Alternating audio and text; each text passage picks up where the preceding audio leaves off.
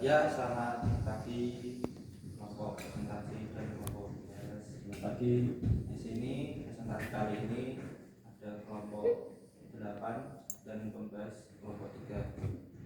Saya sebagai moderator, silakan perkenalkan diri kelompok 8. Saya Wahid Rizky Khalifah, NIM 29 2017 043.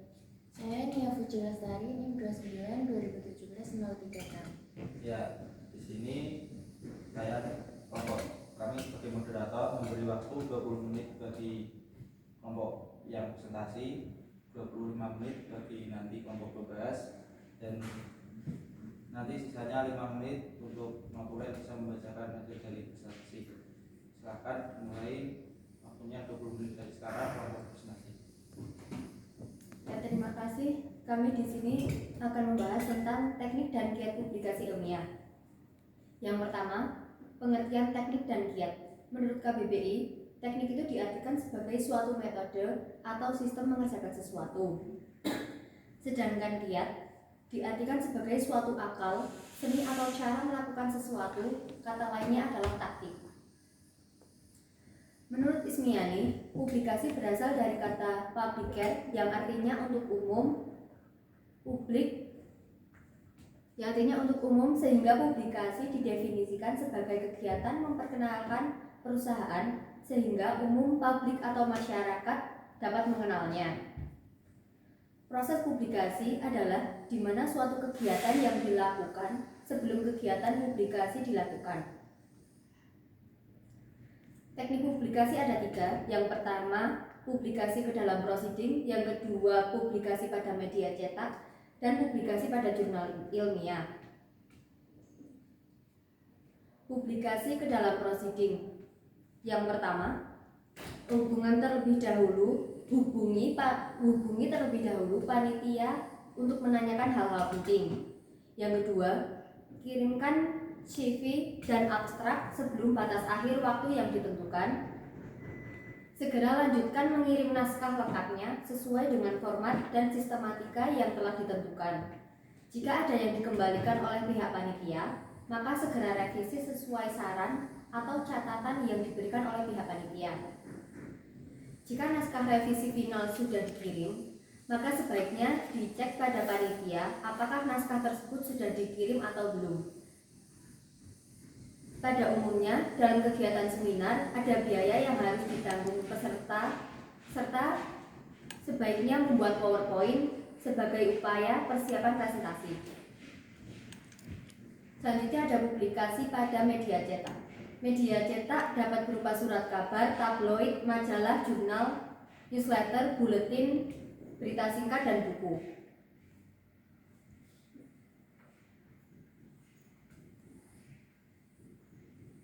Penulis yang karya tulisnya ingin dimuat dalam koran sebaiknya seringkali membaca naskah atau karya tulis orang yang sudah dimuat pada koran yang dimaksud, sehingga dapat menemukan pola-pola yang digunakan oleh penulis. Selain itu, penulis harus memperhatikan syarat dan ketentuan yang telah ditentukan oleh pihak redaksi. Syarat tersebut biasanya dijumpai pada kolom khusus yang membuat artikel yang dimaksud.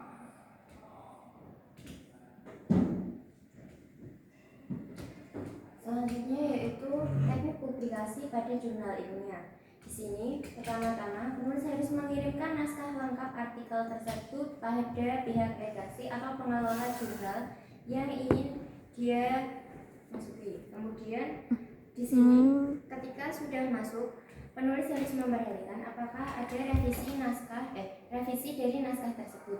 Jika ada, maka segera diperbaiki dan kemudian dikembalikan lagi kepada naskah itu dikembalikan kepada redaktor. Jika belum memahami isi catatan atau revisian dari pihak redaksi, diharapkan dapat segera menyampaikannya. Kemudian setelah itu, jika membutuhkan proses yang cepat, maka sebaiknya meminta surat pernyataan bahwa artikel tersebut sudah diterima atau layak oleh redaksi dan masih dalam proses terbit. Selanjutnya ada kiat-kiat publikasi. Kiat-kiat publikasi di sini dibagi menjadi 4. Yang pertama yaitu ada syarat-syarat agar artikel ilmiah dapat terpublikasi di jurnal nasional dan internasional. Kemudian yang kedua yaitu topik penelitian seperti apa yang layak dipublikasi. Yang ketiga, jurnal yang sudah terakreditasi secara nasional dan internasional. Dan yang keempat yaitu daftar jurnal hitam yang perlu diwaspadai oleh penulis.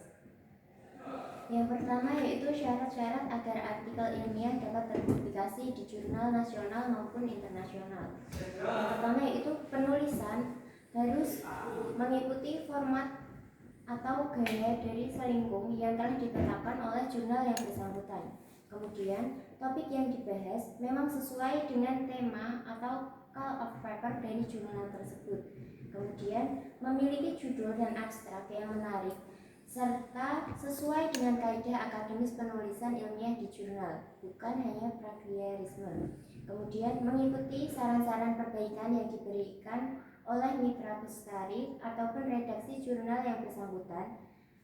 Kemudian menaati kaidah etis bagi penulis. Dan yang selanjutnya yaitu penulis menyatakan secara tertulis bahwa ia bebas dari konflik kepentingan dengan pemberian dana penelitian maupun subjek yang diteliti, dan bahwa kebenaran itu isi di tulisannya merupakan tanggung jawabnya sendiri atau disclaimer. Kemudian untuk jurnal nasional atau cakupan Indonesia, naskah ditulis menggunakan bahasa Indonesia yang baik dan benar, kecuali untuk bagian abstrak menggunakan bahasa Inggris maupun Indonesia. Untuk jurnal internasional menggunakan bahasa Inggris atau bahasa internasional lain yang dipersyaratkan jurnal tersebut, misalkan Prancis, Jerman, Spanyol, Rusia, dan lainnya. Kemudian yang kedua yaitu topik penelitian yang layak dipublikasikan. Topik penelitian yang layak dipublikasikan yaitu topik penelitian yang layak dipertimbangkan untuk dipublikasi suatu tulisan di jurnal ilmiah harus merujuk pada karakteristik, maksud, dan cakupan dari jurnal yang dituju. Kemudian, signifikansi dari topik riset yang diajukan haruslah memiliki kebaruan. Agar naskah hasil riset yang Anda berikan layak terbit oleh penerbit buku, Anda perlu memperhatikan kriteria topik seperti aktualitas, daya pengaruh, proximity atau kedekatan, dan aspek praktis atau terutama untuk buku yang bersifat how to do. Kemudian ada pula daftar jurnal hitam yang perlu diwaspadai oleh penulis. Yang dimaksud dengan jurnal hitam yaitu jurnal-jurnal palsu yang tidak boleh dipergunakan dalam usulan serta informasi tentang questionable jurnal. Daftar jurnal ini dapat diakses pada web milik Ristek-Dikti. Demikian presentasi dari kelompok kami. Terima kasih. Ya, terima kasih kelompok tadi. Sekarang masuk ke kelompok pembahas. Di sini moderator memberi 3 segmen pertanyaan.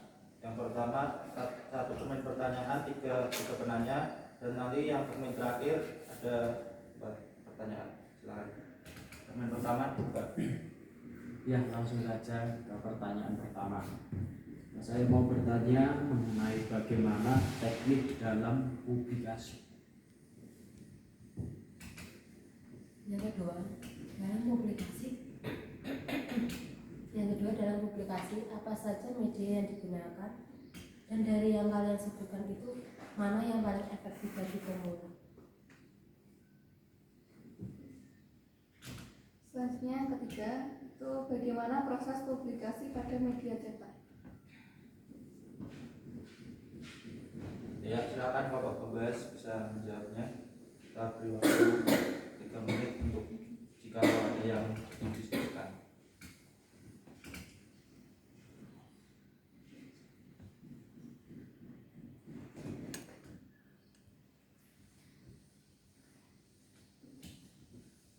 Saya akan menjawab pertanyaan pertama, yaitu bagaimana teknik dalam publikasi.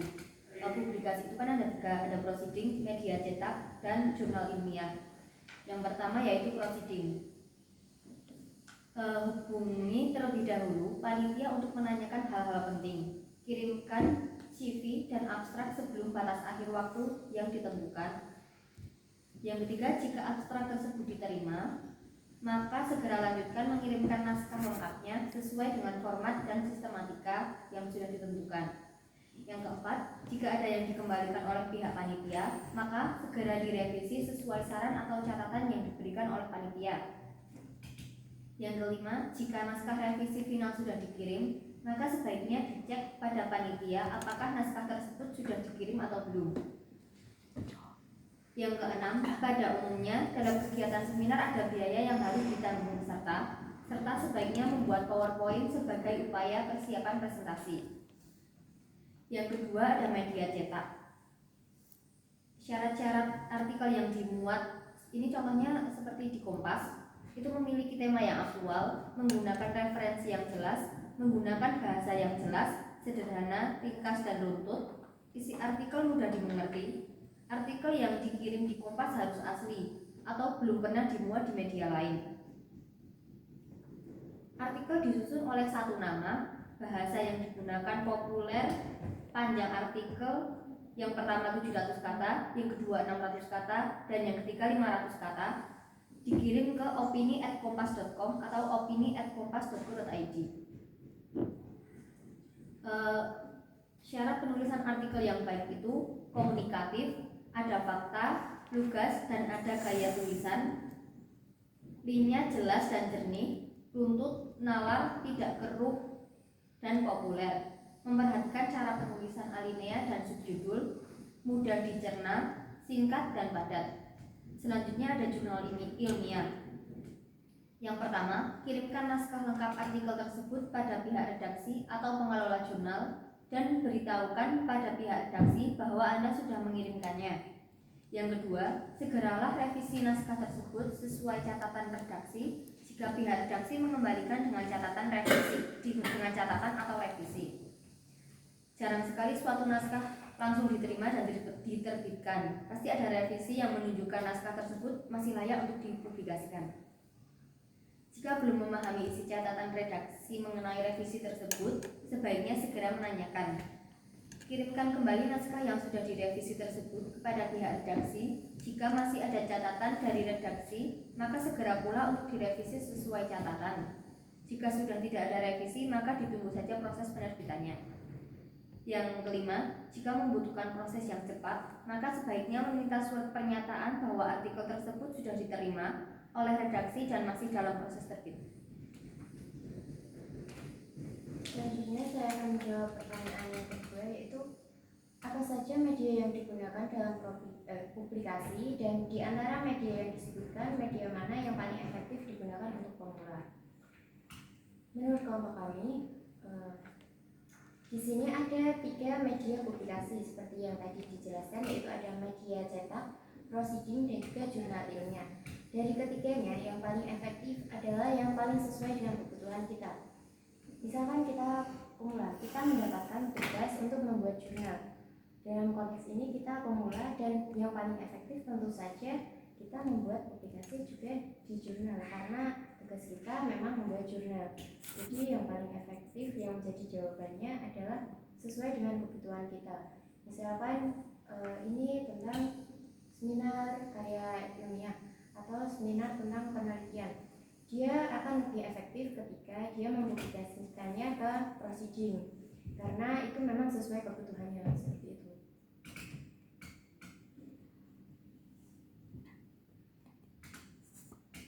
Kemudian yang selanjutnya itu bagaimanakah proses publikasi pada media cetak. Di sini kami mengambil contoh misalnya pada koran. Di sini dalam publikasi media cetak, misalkan koran, ada seumpama kita ingin menyampaikan karya ilmiah kita mengirimkannya. Di situ kita akan mengirimkan naskah kita, kemudian dari sana juga ada reviewer apakah itu sesuai dengan gaya selingkuh dari media cetak tersebut. Jika iya, maka kita akan diberikan surat keterangan apakah artikel kita itu dapat dimuat di sana atau tidak. Kemudian jika ada revisi, maka juga akan dikabari, lalu dikirimkan kembali, baru kemudian diterbitkan. Nah, gimana Pak Bas Iya. Terima. Untuk termin dibuka, untuk termin kedua silakan ditanyakan. Ya, langsung saja. Apa saja syarat agar artikel dapat terpublikasi di jurnal internasional?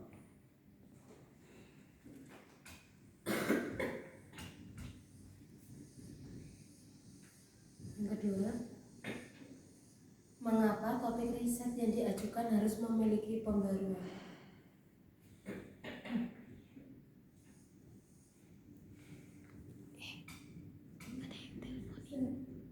Selanjutnya yang ketiga, mengapa jurnal yang terakreditasi Dikti dan LIPI harus diperbaharui setiap 5 tahun sekali?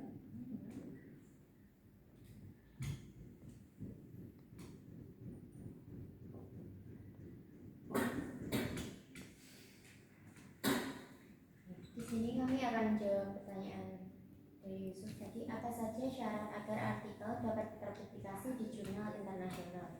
Seperti pada publikasi jurnal nasional, di dalam publikasi jurnal internasional juga penulis harus memperhatikan format penulisan mengikuti gaya selingkuh yang ditetapkan jurnal tersebut. Kemudian topik yang dibahas juga sesuai dengan jurnal itu atau call of paper dari jurnal itu. Kemudian memiliki judul dan abstrak yang menarik serta sesuai dengan kaidah ilmiah penulisan. Kemudian karya tersebut bukan plagiarisme. Kemudian mengikuti saran-saran perbaikan dari mitra pesari ataupun redaksi. Kemudian menaati kaidah etis bagi penulis, dan penulis menyatakan secara tertulis bahwa ia bisa bebas dari konflik kepentingan dengan pemberian dana penelitian maupun subjek yang diteliti. Dan yang paling penting adalah ketika mempublish di jurnal internasional, maka penulis harus menggunakan bahasa Inggris atau bahasa internasional lain yang menjadi persyaratan jurnal tersebut, seperti yang tadi sudah disebutkan, seperti bahasa Prancis, Jerman, Spanyol, Rusia, dan juga lain-lainnya.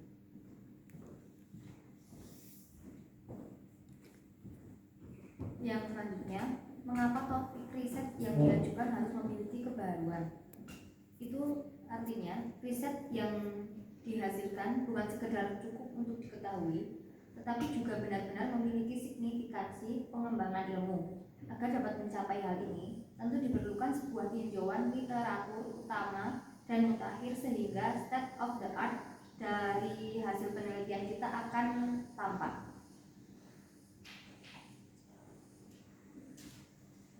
Yang selanjutnya, mengapa jurnal yang terakreditasi Dikti dan LIPI harus diperbarui setiap 5 tahun sekali?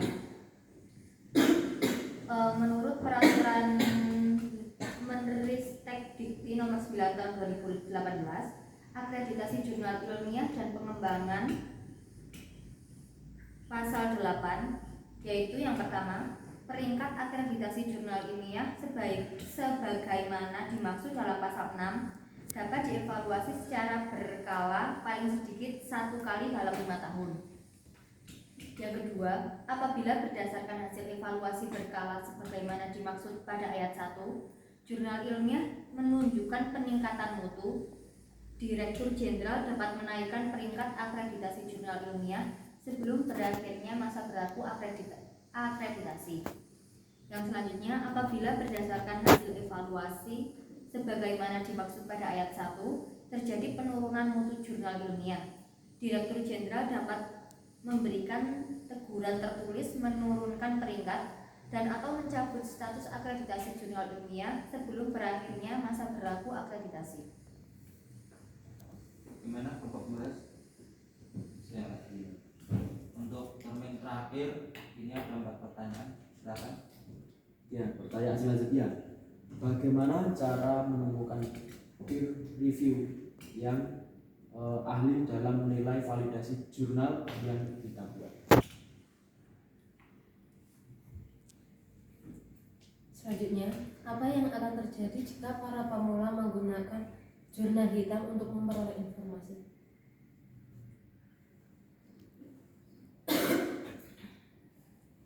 Dua terakhir, yang pertama, apa pedoman yang digunakan untuk mengajukan akreditasi majalah ilmiah berkala? Dan yang terakhir, apa yang dimaksud dengan gaya selingkuh pada format penulisan? Ya, silakan kelompok presentasi bisa menjawabnya.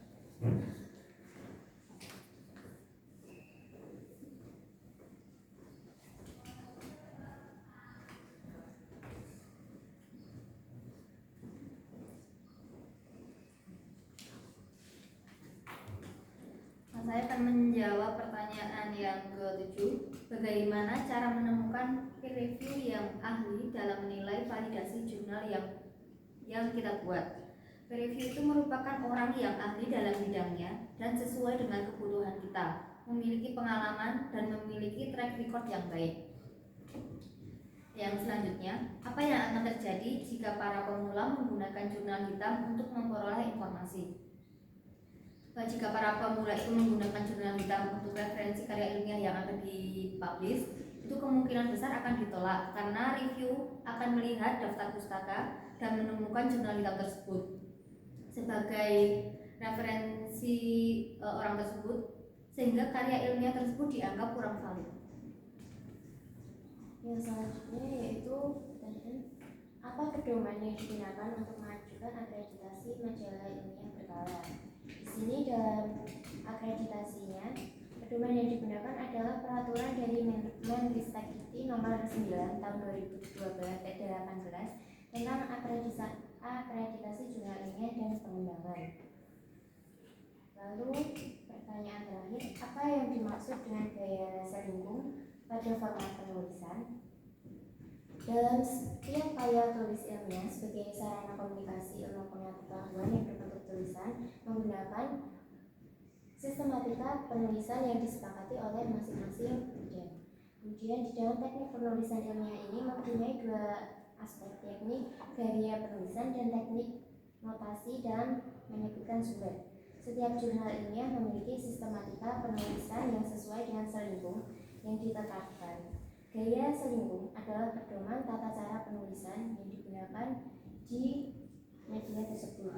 Misalkan dapat dikatakan bahwa gaya selingkuh merupakan salah satu penciri kepribadian dan jati diri dari suatu jurnal. Misalkan gaya ini tumbuh dan berkembang dalam suatu rentang waktu tertentu yang menjadi matang setelah memantapkan diri. Gaya selingkuh ini bersifat dinamis, mengikuti alur perkembangan yang terjadi dalam masyarakat.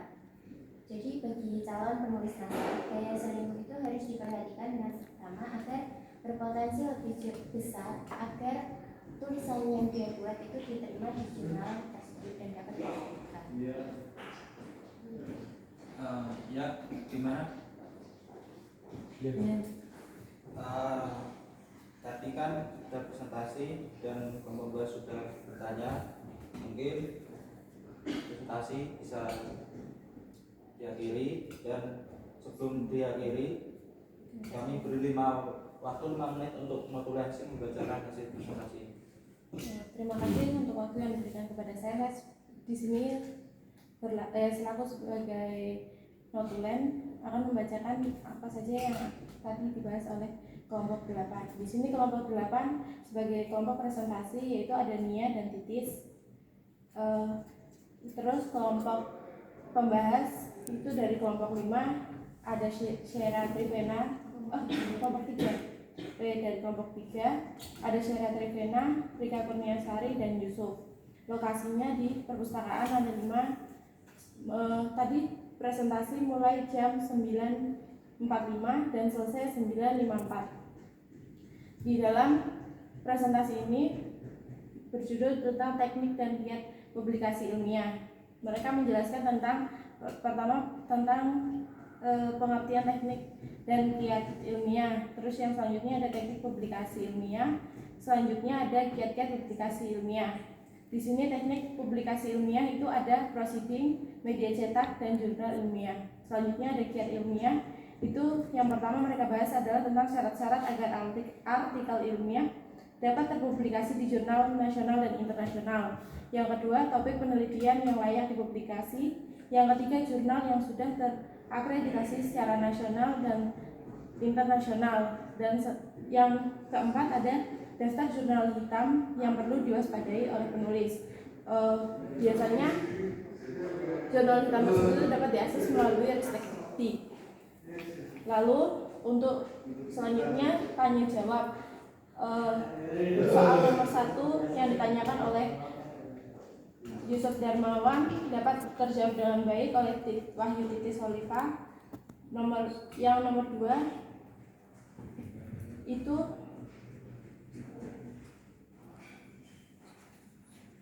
dengan soal yang nomor 1 itu bagaimana teknik dalam publikasi. Nah, di situ ada teknik proceeding, media cetak, dan jurnal ilmiah. Terus yang nomor 2 itu ditanya oleh Rika Kurniasari dan dijawab oleh Mia Fuji Lestari. Terus itu dengan soal bagaimana proses apa saja media yang digunakan dalam publikasi, dan di antara media yang disebutkan media mana yang paling efektif. Nah, menurut pendapat kelompok tersebut adalah ada 3 media publikasi, yaitu media cetak, proceeding, jurnal ilmiah. Dari ketiga itu yang paling efektif adalah yang sesuai dengan kebutuhan mereka. Terus yang nomor 3, bagaimana proses publikasi pada media cetak, itu dijawab oleh Mia Fuji Lestari yang ditanyakan oleh Syera. Menurut mereka caranya itu dengan cara mengirimkan naskah pada media cetak dan akan direview atau akan diproses ulang oleh mereka yang akan menerbitkan naskah tersebut. Terus yang pertanyaan nomor 4 itu dijawab oleh Mia Fuji Lestari dan dijawab oleh Yusuf Darmawan. Itu dengan soal apa saja syarat agar artikel dapat terpublikasi di jurnal internasional. Itu yang pertama, agar dapat terpublikasi di jurnal nasional, internasional, itu ada beberapa. Yang pertama ada format penulisan mengikuti gaya dan ditetapkan oleh jurnal, terus topik pembahasan, dan ada beberapa lainnya. Terus yang kelima itu ada yang dijawab oleh Titis dan dijawab oleh Titis dengan baik dari pertanyaan Rika Kurniasari tentang mengapa topik riset yang diajukan harus memiliki kebaharuan. Terus yang keenam ada yang ditanyakan oleh Syera dan dijawab oleh Titis. Yang ketujuh ada Titis yang menjawabnya yang ditanyakan oleh Yusuf Darmawan, yaitu bagaimana cara menemukan peer review yang ahli dalam menilai validasi jurnal yang kita buat. Yang kedelapan itu pertanyaan apa yang akan terjadi jika para pemula menggunakan jurnal hitam untuk memperoleh informasi. Itu dijawab oleh Nia, dan itu dijawab oleh Titis dengan penanya Rika. Yang ke-9 ada dengan soal apa pedoman yang digunakan untuk mengajukan akreditasi majalah ilmiah berkala. Itu dijawab oleh Nia dan ditanyakan oleh Syera. Yang ke-10 ada apa yang dimaksud dengan gaya selingkum pada format penulisan. Itu dijawab oleh Nia juga dan ditanyakan oleh Syera. Sekian notulen yang saya buat. Terima kasih. Nah ya, terima kasih. Notulen sudah dibacakan, presentasi sudah selesai. Sekian mungkin presentasi dari kelompok 8, dan terima kasih untuk kelompok pembahas sudah dengan jawaban.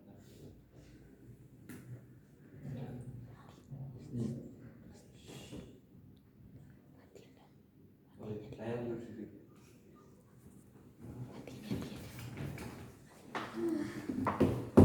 Apa boleh ditarik?